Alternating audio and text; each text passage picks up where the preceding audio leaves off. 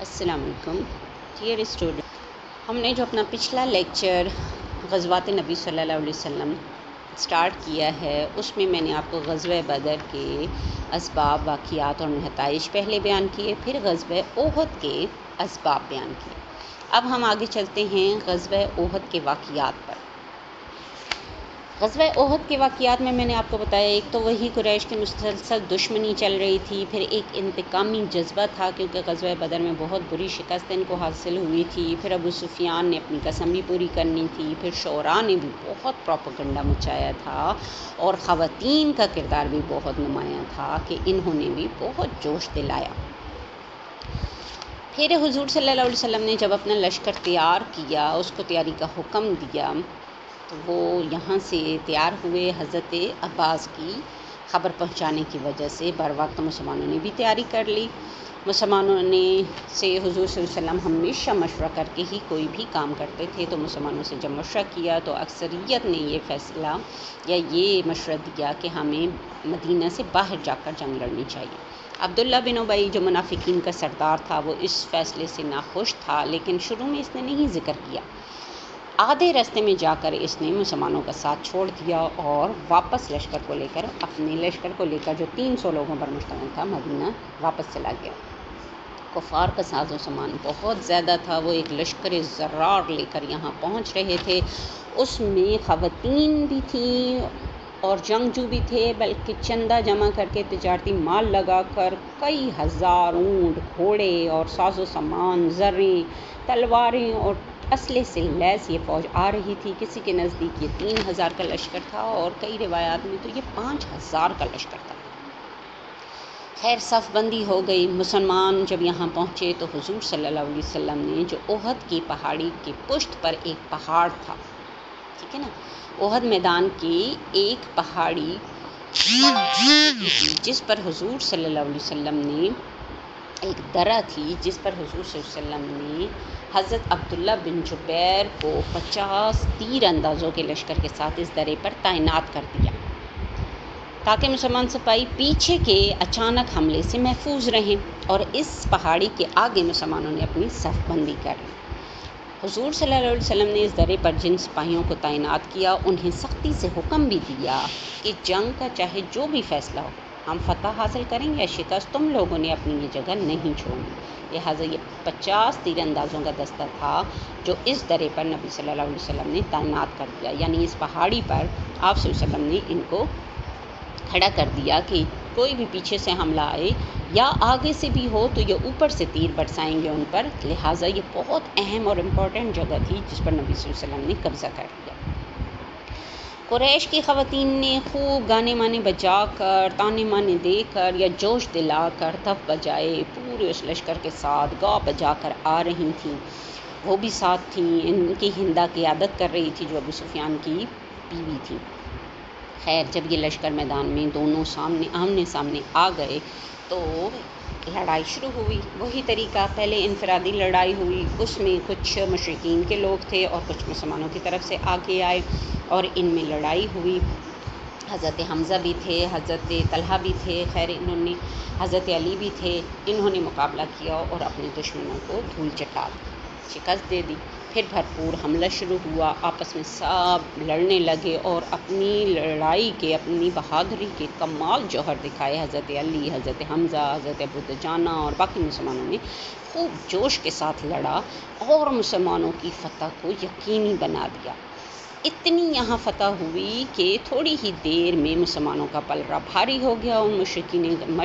مشرکین کا لشکر جو تھا وہ درہم برہم ہو کر بھاگنے لگا، ادھر ادھر تتر بتر ہو مشرکین، اور انہوں نے واپسی کی راہ لی اور بھاگنا شروع کر دیا۔ جب مسلمانوں نے دیکھا کہ مسلمان بھاگنے لگے ہیں تو مسلمانوں نے بھی اپنی صف بندی کو توڑ دیا اور مال غنیمت کو چننے لگے۔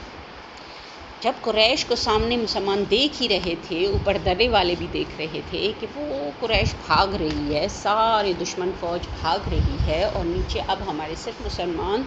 دوست ہی رہ گئے ہیں، مجاہدین ہی رہ گئے ہیں، لہٰذا اور وہ اب مال غنیمت چونکہ اٹھا رہے تھے، چن رہے تھے، تو درے کے جو تیر انداز تھے 50، انہوں نے بھی سوچا کہ اب تو جنگ ختم ہو گئی، کیونکہ صاف نظر آ رہا تھا کہ وہ دور قریش کی فوج واپسی کا راستہ لیے بھاگ رہی ہے۔ اپنے گھوڑوں، اونٹوں اور پیدل والے سارے منہ موڑے اس طرف جا رہے ہیں اور یہ میدانی جنگ کو چھوڑ کر بھاگ رہے ہیں۔ لہٰذا درے والوں نے یہ بہت بڑی غلطی کی کہ وہ درے سے نیچے اتر آئے اور وہ بھی مال غنیمت چننے لگے، اٹھانے لگے۔ اسی اثنا میں دشمنوں کے لشکر میں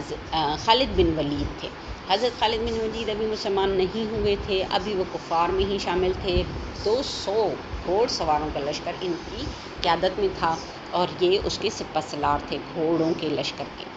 لہٰذا جب انہوں نے دیکھا کہ مسلمان درے کو خالی کر چکے ہیں، یعنی پیچھے جو پہاڑی ہے اب وہ خالی ہے، وہ راستہ کھل چکا ہے اور مسلمان مال غنیمت چننے لگے ہیں، اس میں مصروف ہو گئے ہیں، لہٰذا انہوں نے چالاکی کی اور پیچھے سے جا کر اس درے پر چڑھ گئے،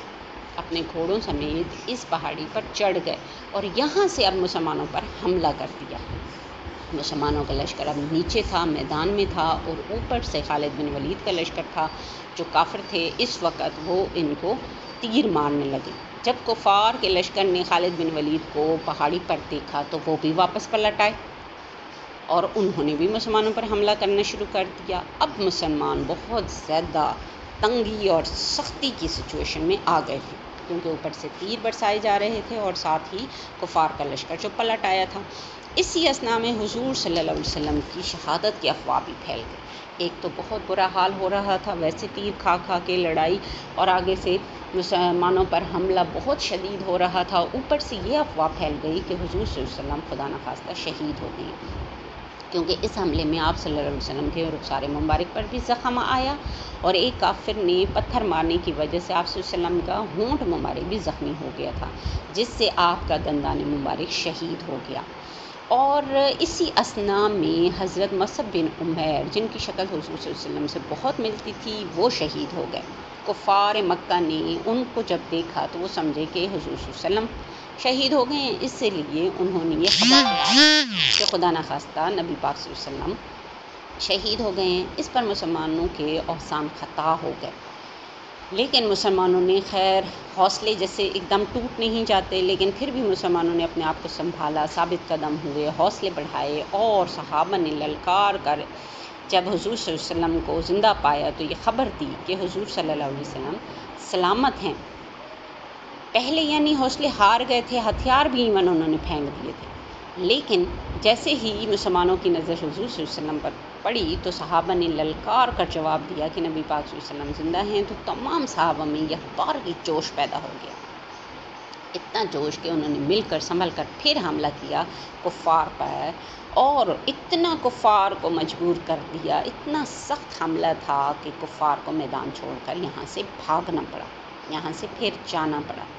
لہٰذا کفار یہاں سے بھاگ کر نکل گئے۔ حضور صلی اللہ علیہ وسلم نے حضرت علی کی قیادت میں پھر ایک دستہ کفار کے پیچھے تک روانہ کیا کہ جاؤ دیکھ کر آؤ کہ کہیں یہ دوبارہ سے وہاں صف بندی نہ کر رہے ہوں پھر حملہ کرنے کے لیے مسلمانوں کے لیے۔ تو حضرت علی کا لشکر کافی دور تک تعاقب کرتا رہا کفار کا، لیکن کفار سر پر پاؤں رکھ کر یہاں سے بھاگ چکے تھے، میدان چھوڑ چکے تھے۔ کافی سارا مال غنیمت مسلمانوں کے ہاتھ میں آیا، لیکن اس کے ساتھ ساتھ مسلمانوں کا نقصان، جانی نقصان بھی اس جنگ میں بہت زیادہ ہوا۔ لہٰذا ہم نہیں کہہ سکتے کہ فتح مسلمانوں کی ہوئی یا شکست مسلمانوں کو ہوئی، یا کفار کو فتح ہوئی یا کفار کو شکست ہوئی، لیکن چونکہ میدان جنگ میں مسلمان آخر تک کھڑے رہے اور کفار بھاگ گئے، اس لیے ہم کہہ سکتے ہیں کہ اس جنگ کا فیصلہ مسلمانوں کے حق میں ہوا، لیکن بہرحال جانی نقصان اس جنگ میں بہت زیادہ مسلمانوں کا ہوا تھا۔ اب اس جنگ کے نتائج کو اگر ہم دیکھیں تو اس جنگ میں ایک اہم واقعہ یہ بھی پیش آیا تھا کہ حضور صلی اللہ علیہ وسلم نے مدینہ سے جو یہودی تھے ان کو بھی اس جنگ کے بعد نکال دیا، کیونکہ ظاہر پہلے میثاق مدینہ جو ہم نے پڑھا تھا اس میں یہودیوں کا معاہدہ تھا کہ جب بھی مسلمانوں کے خلاف جنگ ہوگی تو وہ ہمارا ساتھ دیں گے، لیکن اس جنگ میں یہودیوں نے کھل کر مسلمانوں کی نہ صرف مخالفت کی بلکہ قریش کو بھڑکایا کہ آ کر مسلمانوں کو یہاں سے نکالو یا مارو۔ لہٰذا اس جنگ کے بعد مدینہ سے یہودیوں کا اخراج ہوا۔ منافقین کا کردار بھی کھل کر سامنے آ گیا۔ عبداللہ بن ابی جو آدھے راستے سے اپنی فوج کو واپس لے گیا تھا، لہٰذا ان کا کردار بھی کھل کر سامنے آ گیا۔ اب پتہ چل گیا کہ کون دل سے پکا سچا مسلمان ہے اور کون صرف اوپر سے ظاہر کر رہا ہے کہ وہ مسلمان ہے۔ لہٰذا منافقین کا کردار واضح ہو گیا۔ حضور صلی اللہ علیہ وسلم کے حکم کی عدولی نافرمانی جو کی گئی، یعنی جو ایک دستہ آپ صلی اللہ علیہ وسلم نے تیر اندازوں کے درے پر نافذ کیا تھا، جب انہوں نے یہ جگہ خالی کر دی، چھوڑ دی، تو اس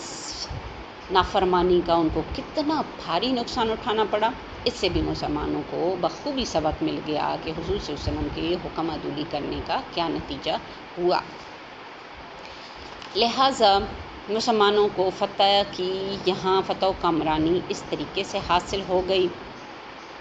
لیکن اس جنگ کا چونکہ فیصلہ نہیں ہوا تھا کہ شکست یا فتح کس قوم کو یا کس فوج کو حاصل ہوئی، اس لیے یہ جنگ،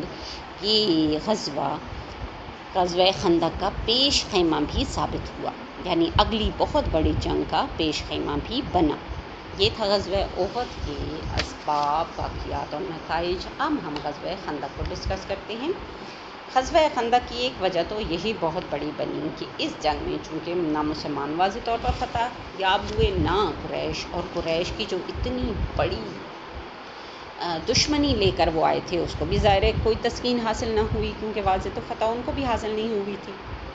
ساتھ ان کا اقتصادی نقصان بہت زیادہ ہو گیا تھا، بہت زیادہ اقتصادی نقصان۔ جیسے میں نے آپ کو بتایا کہ انہوں نے پیسوں پر بھی فوجی ہائر کیے ہوئے تھے، انہوں نے اپنے تمام تجارتی قافلے کا سامان، ان کی عورتوں نے زیورات تک سب کچھ لا کے اس جنگ میں جھونک دیا تھا، لیکن انہیں فتح تو واضح نہ ہوئی۔ ابھی انتقامی جذبہ ٹھنڈا بھی نہ ہوا، اس جنگ سے کچھ بھی ان کو تو حاصل نہ ہوا، لہٰذا اس جنگ میں ان کا اقتصادی نقصان بھی بہت ہوا تھا۔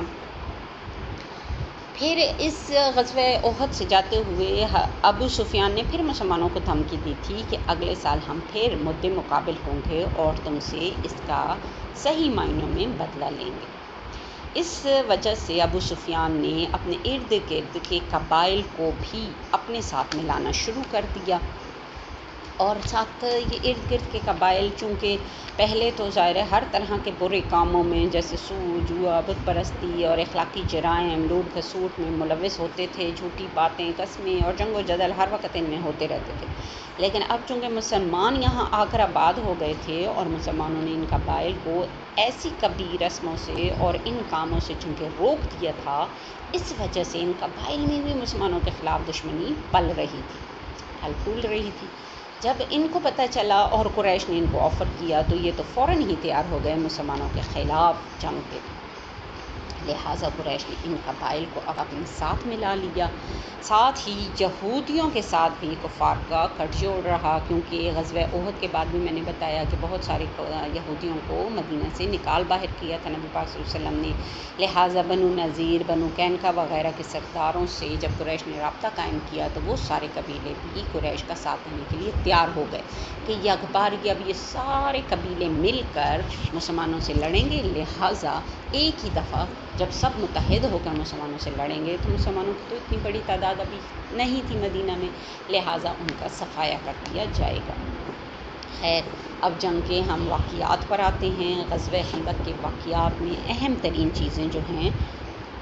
وہ یہ ہیں کہ ایک تو کفار کی تیاری، بھرپور تیاری تھی، اور تیاری بھی کیا تھی کہ متحدہ ایک محاذ تھا، یعنی سب مل کر کفار نے خفیہ طور پر غزوہ بدر اور احد کا بدلہ لینے کے لیے ابو سفیان نے 4000 پیدل، 300 سوار اور 1500 اونٹ لے کر روانہ ہوا، اور راستے میں اس نے مختلف قبائل کو اپنے ساتھ ملایا، جن میں بنو اسد، بنو سعد، بنو سلیم، بنو مرہ، بنو غطفان، بنو کرارہ وغیرہ سب شامل تھے۔ اس طرح اس لشکر کی تعداد 10,000 سے لے کر 24,000 تک پہنچ گئی۔ اتنی بڑی لشکر اب اس نے تیار کیا۔ یہاں مسلمانوں کو جب حضور صلی اللہ علیہ وسلم کو اطلاع ملی کہ بڑے پیمانے پر قریش ایک لشکر کی تیاری کر رہی ہیں، تو آپ صلی اللہ علیہ وسلم نے صحابہ سے وہی آپ کا طریقہ کہ مجلس بٹھائی اور مشورہ کیا کہ اب اس کی تیاری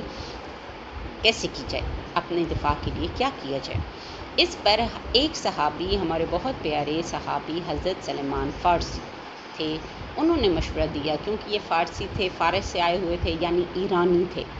وہاں کی جنگی حکمت عملیوں سے بہت اچھی طرح واقف تھے، اس لیے انہوں نے ایک یونیک سا نیا سا مشورہ دیا کہ ہم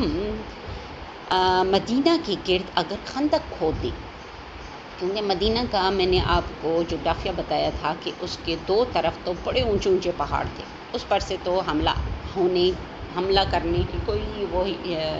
تھی ہی نہیں،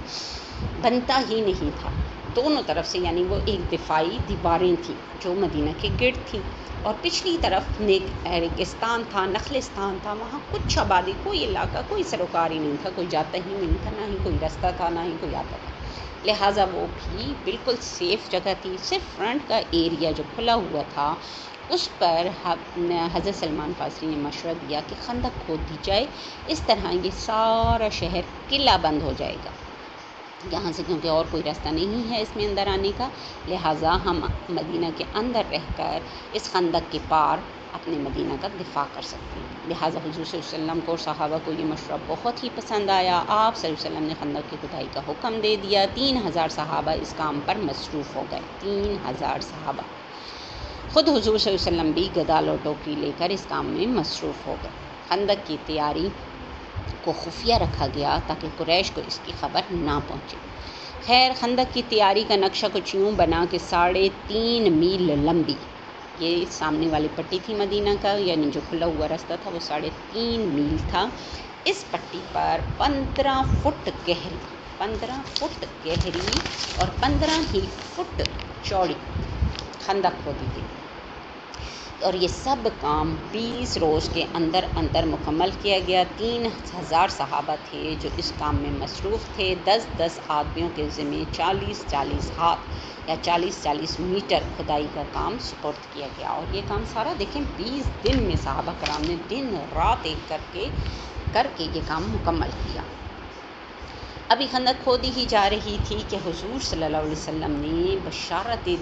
فتح کی۔ وہ کیسے کہ ایک جگہ پر ایک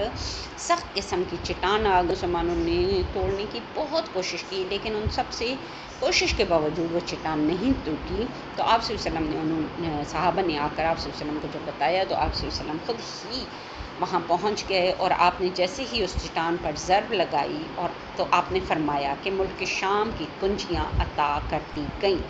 پہلی ہی ضرب پر آپ نے یہ خوشخبری سنا دی، دوسری ضرب جب آپ نے لگائی تو آپ نے فرمایا ملک فارس کی کنجیاں مجھے عطا کر دی گئیں، اور تیسری ضرب پر وہ چٹان ریزہ ہو گئی، اور آپ نے فرمایا مجھ کو یمن کی چابیاں دے دی گئی۔ اس کی وضاحت پھر حضرت جبرائیل کے توسط سے آپ نے فرمائی کہ مجھے بشارت دے دی گئی کہ تمام امت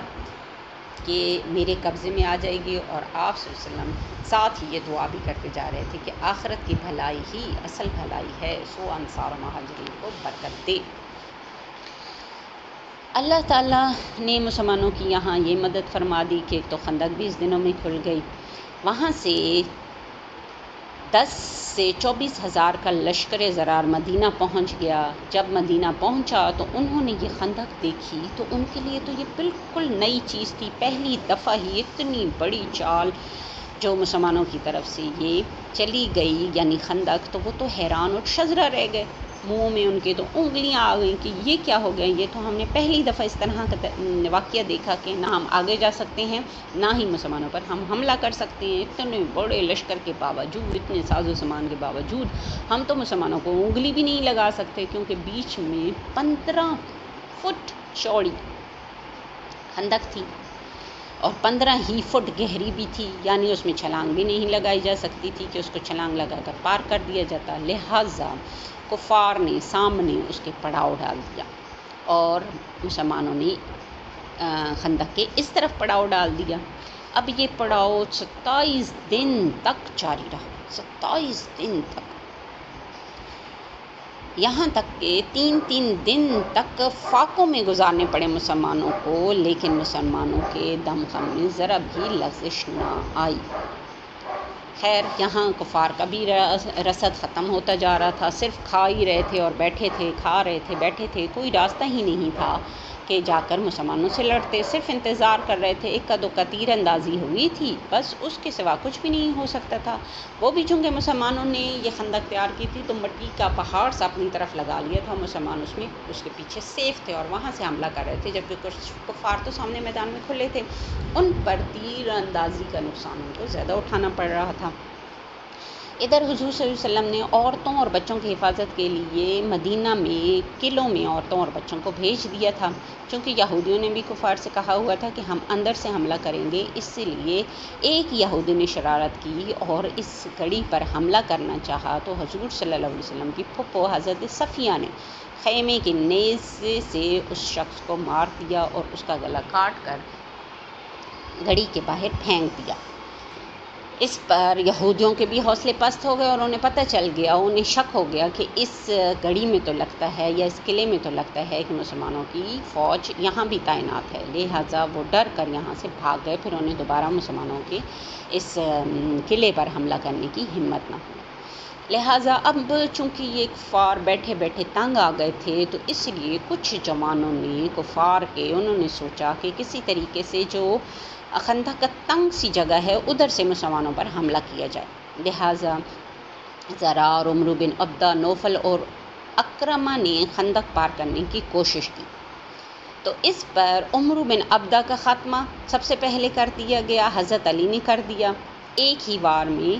اور باقی تو بھاگ گئے۔ بھاگتے ہوئے جو نوفل تھا وہ خندق میں گر گیا اور گرنے کی وجہ سے ہی مر گیا۔ یہ چھوٹی سی کوشش ہوئی تھی بس، اور کوئی یہاں کوشش کرنے کی گنجائش ہی نہیں تھی، اتنا پیارا دفاع تھا یہ۔ خیر مسلمانوں کی یہ تدبیر بہت ہی کام کر گئی۔ یہودی قبیلے ایک اور بھی حکمت عملی تھی کہ یہودی قبیلے کا ایک سردار تھا نعیم بن مسعود، جو اسلام لے آیا تھا، مسلمان ہو گیا تھا، لیکن کفار کو ابھی اس کا علم نہیں تھا، لہٰذا حضور صلی اللہ علیہ وسلم نے اس کو اجازت دی کہ وہ اپنے ہی قبیلے میں رہے اور قریش اور یہود کے درمیان پھوٹ ڈالے، ایسی اس قسم کی باتیں کرے کہ ان کے درمیان پھوٹ ڈال دے، اور ساتھ ہی اس نے بھی وہاں پھوٹ ڈالنی شروع کر دی۔ قریش اور یہودی ایک دوسرے کا ساتھ چھوڑنے لگے۔ غیبی مدد بھی اللہ تعالیٰ نے فرما دی۔ یہ سردیوں کی رات تھی، شدید سردی آ رہی تھی، اچانک تیز آندھی پڑ گئی جس سے ان کے خیمے بھی اکھڑ گئے، سارا سامان الٹ پلٹ ہو گیا۔ ابو سفیان کی فوج نے کہا کہ ہم یہاں اپنے گھروں سے، ابو سفیان کے پاس آئی فوج اور انہوں نے کہا کہ ہم اپنے یہاں گھروں سے دور باہر پڑے ہوئے ہیں، سامان رسد بھی ختم ہو رہا ہے، آدمی اور جانور سب تباہ حال اور خستہ حال ہیں۔ ظاہر اب 27 دن ہو گئے تھے وہاں ان کو بیٹھے ہوئے، موسم بھی ناسازگار ہے، تیز ہوا کی وجہ سے آگ جلانا اور کھانا پکانا بھی ان کا محال ہو چکا تھا، یہود نے بھی ساتھ چھوڑ دیا تھا، لہٰذا ان حالات میں محاصرہ اب بیکار ہے، یعنی یوں ہی پڑے رہنے سے کیا فائدہ، لہٰذا یہ لشکر اب سامان لے کر یہاں سے واپس روانہ ہو گیا۔ سارا ابو سفیان کا واپس لشکر چلا گیا، لہٰذا جنگ کا یوں اختتام ہوا اور مسلمانوں کو اس جنگ میں شاندار فتح ہوئی، کوئی جانی نقصان نہیں ہوا، نقصان ہوا بھی تو کفار کا ہی ہوا۔ بہت سارا مال غنیمت وہ لوگ جو نہیں اٹھا سکتے تھے چھوڑ کر یہاں چلے گئے۔ اب اس غزوے کے بھی نتائج بہت شاندار تھے کہ ایک تو بنو قریظہ جنہوں نے قلعے پر حملہ کیا تھا، ان پر نبی پاک صلی اللہ علیہ وسلم نے یہاں سے واپسی پر ان کا محاصرہ کیا اور ان کو اس سازش کی سزا دی گئی اور یہاں سے ملک بدر کیا گیا۔ اس کے بعد چونکہ اب کفار کا تو میں نے بتایا کہ سارا ساز و سامان، مال و اسباب، تجارت، پیسہ، زیور سب جنگوں میں جھونک دے چکے تھے، اب سب ان کے پاس ختم ہو چکا تھا، اب وہ کنگال ہو کر بیٹھ گئے تھے، اب ان کے پاس کسی قسم کی جنگ یا ریزسٹنس کی پاور ختم ہو چکی تھی، اب کچھ بھی نہیں رہا تھا، کوئی خطرہ ہی نہیں تھا اب کفار کی طرف سے، لہٰذا اسلام کے اشاعت میں بھی اب اس کے بعد خوب ترقی ہوئی، مسلمانوں کا رعب اور جلال بھی بیٹھ گیا کہ تھوڑی سی تعداد والے مسلمان دیکھیں کتنے بڑے بڑے لشکروں کو دھول چٹا سکتے ہیں، اور جنگی پالیسیاں جو ہماری جنگوں میں اپنائی گئیں وہ بہت ہی شاندار تھیں، بلکہ انہی جنگی حکمت عملیوں کی وجہ سے حضور صلی اللہ علیہ وسلم کی حکمت عملیوں کی وجہ سے حضرت خالد بن ولید مسلمان ہو گئے تھے، اس جنگ کے بعد ہی وہ اسلام لے آئے تھے۔ اس میں فریقین کا بہت اقتصادی نقصان ہوا۔ غزوہ احد غزوہ احزاب اور غزوہ خندق اس کے دو نام ہیں. احزاب کا مطلب ہے گروہ، جتھے، ٹھیک ہے نا. خندق تو اس لیے اس کو کہتے ہیں غزوہ خندق کہ اس میں خندق کھودی گئی تھی. اور احزاب کیوں کہتے ہیں؟ کیونکہ اس کا مطلب ہے گروہ اور جتھے. چونکہ میں نے شروع میں بتایا نا کہ اس میں تمام قبائل، یہود اور دوسرے عرب قبائل مل کر قریش کے ساتھ آئے تھے مسلمانوں کو ختم کرنے کے لیے، اس لیے اس کو غزوہ احزاب کہا جاتا ہے. کیونکہ یہ تمام قبائل اور قریش آئے تھے، اس لیے ان کا جتنا مال و اسباب تھا یہاں خرچ ہو گیا، ضائع ہو گیا، اس لیے ان کو بہت بڑا اقتصادی نقصان بھی ہوا. اور اس سے کفار کی عسکری قوت جو تھی، فوجی طاقت جو تھی، وہ بھی بالکل ختم ہو گئی. لہٰذا یہ ایک بہت بڑی فتح تھی، فتح خندق یا غزوہ خندق. یہ واقعہ پیش آیا تھا 5 ہجری میں، ٹھیک ہے نا. پہلی غزوہ بدر 2 میں، غزوہ احد 3 میں اور غزوہ خندق 5 میں پیش آیا. اوکے بچوں، غزوات ہمارے یہاں ختم ہوتے ہیں، آپ ضرور ان کو پڑھیں. کوئی بھی کویسچن ہو تو مجھے واٹس ایپ کے تھرو کریں. اللہ حافظ.